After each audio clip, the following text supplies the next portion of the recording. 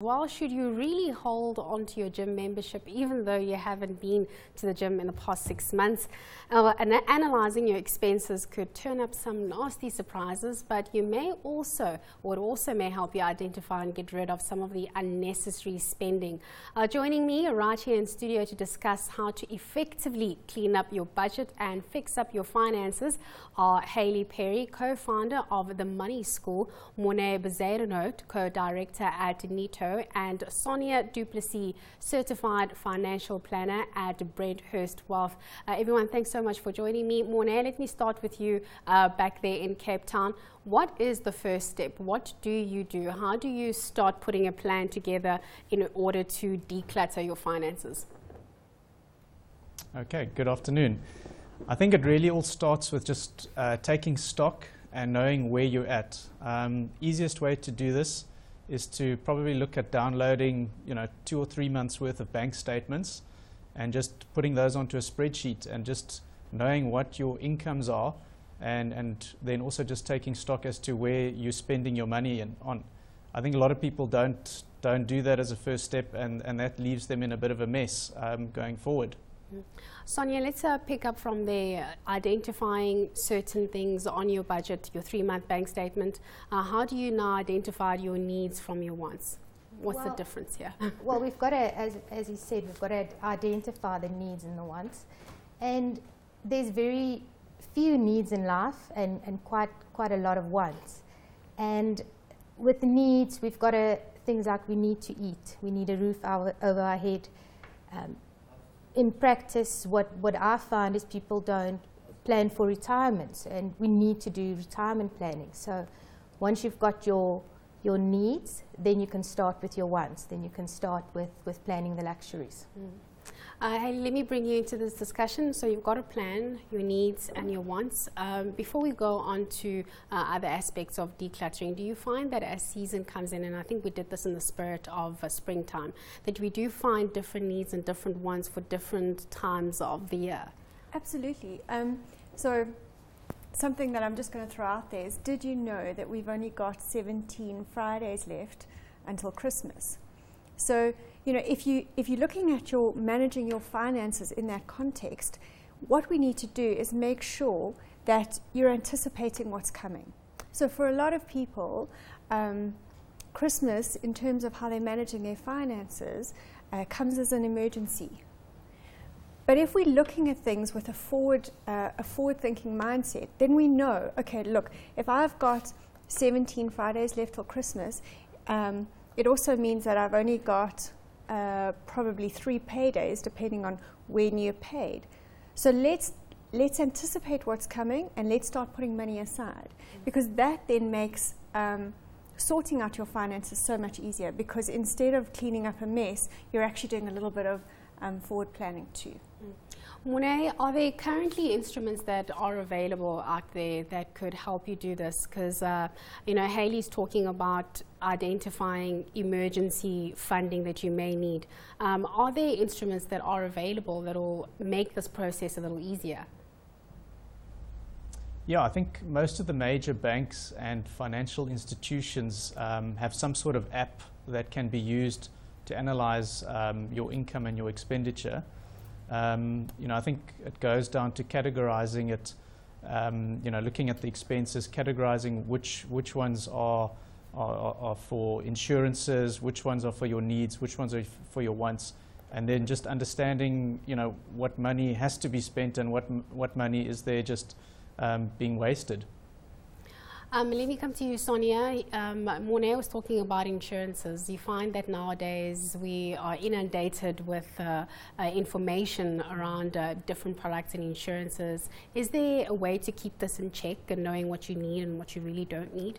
Well, with insurance, it's quite interesting. I mean, you can literally spend your last cent on all the type of policies there's out there. So there, I would definitely advise going to see a professional.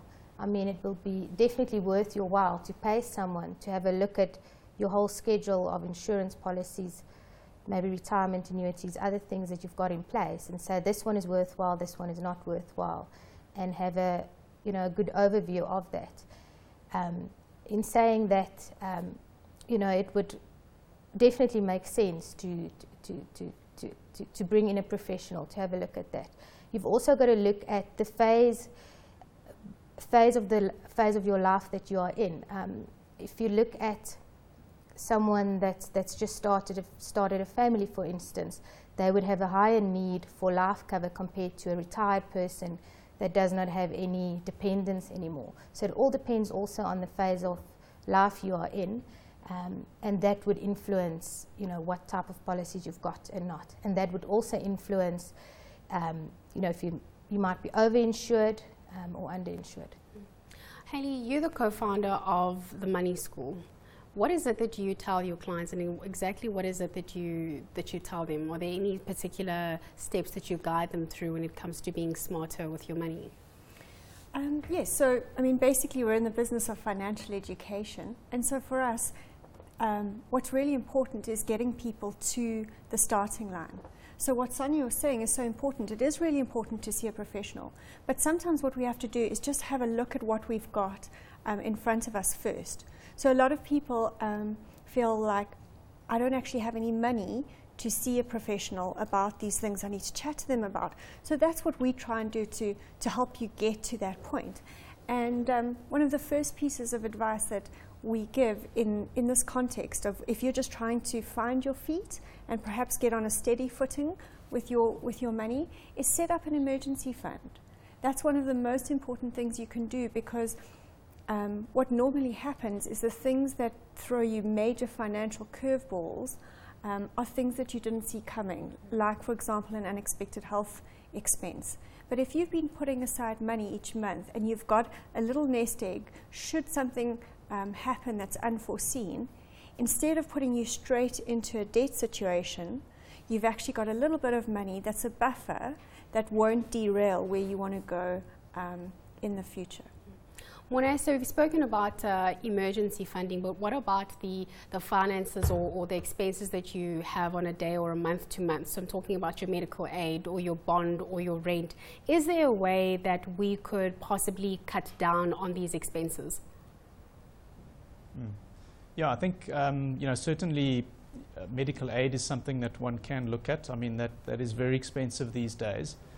So medical aids generally offer you the option once a year to do an upgrade, and it might make sense to look at the family as a whole, and if there's some member of the family that is particularly ill or going through a difficult time health-wise, to possibly look at bumping them up onto a more extreme medical scheme, and then having the remainder of the family on the cheaper option.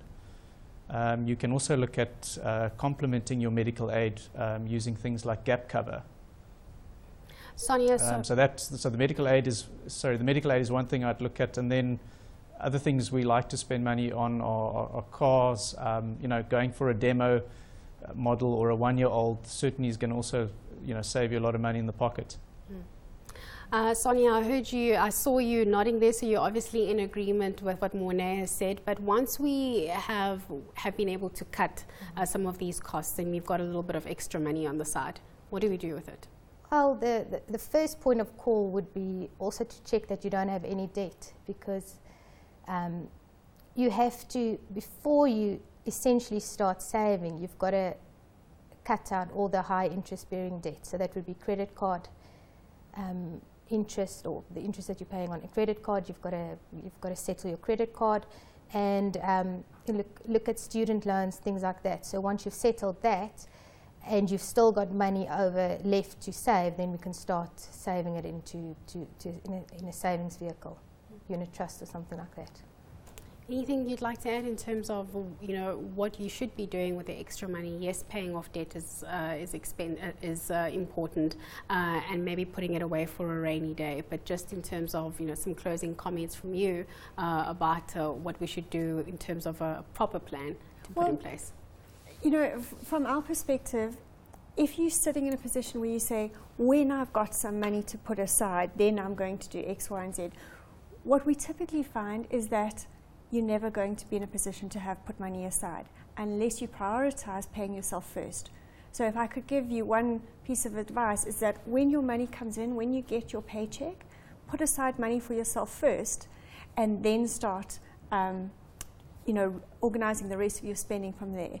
Because if you don't do that, then you're never going to actually have any money to save. So rather prioritize doing that first, and that will really put you on a, you know, a good wicket going forward. Monet, just some closing comments from you on what I could do today to start putting more money aside and being in a better financial position. Yeah, I think, yeah, it's as Sonia said, I think pay yourself first. You know, set up that monthly debit order. It will hurt the first month, but thereafter you'll get used to it, and you'll actually feel like you've achieved something. I'll thank you so much to my guests for joining me today.